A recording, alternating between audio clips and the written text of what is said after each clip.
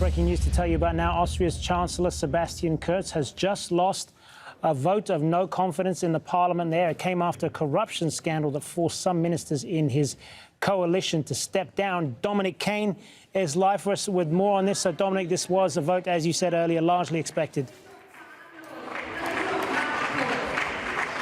Yes, it was largely expected, Hazem, and it has come to pass. Mr. Kurz lost that vote. He has left the Chamber of Parliament, not sitting in the place of the Chancellor anymore, because he isn't Chancellor anymore. Now the ball is very much in the court of the President, the Green Party politician, Mr. van der Bellen.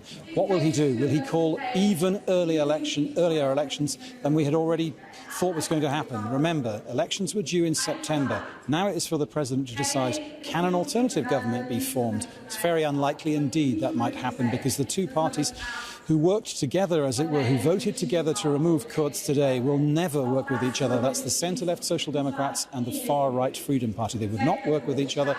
Therefore, it seems very likely that early elections are due. But remember, one caveat to that is quite simple, that as it stands, the opinion polls and indeed the European election result from last night, from Sunday, demonstrate that Mr. Kurz's party is by far the most popular party in this country right now. So the chances have to be quite high that if there is an early election, then Mr. Kurz might find himself winning that election and then in the bizarre position of coming back to this parliament and trying to form a coalition, perhaps with one of the very parties who's just voted him out. And of course, just remind us, Dominic, this all came about because of an incriminating video that led to the resignation of a key partner in that coalition. Yes, that's right, Hazem. Let's be clear about this.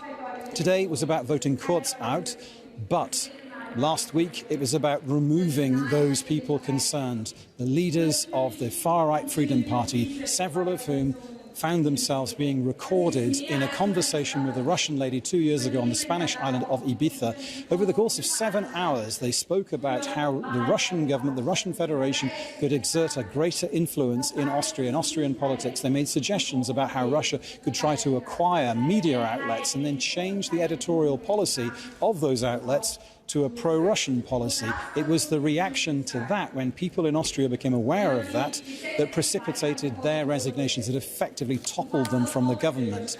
The point about this vote is it was brought by smaller parties who felt disgusted by the overall government in Austria.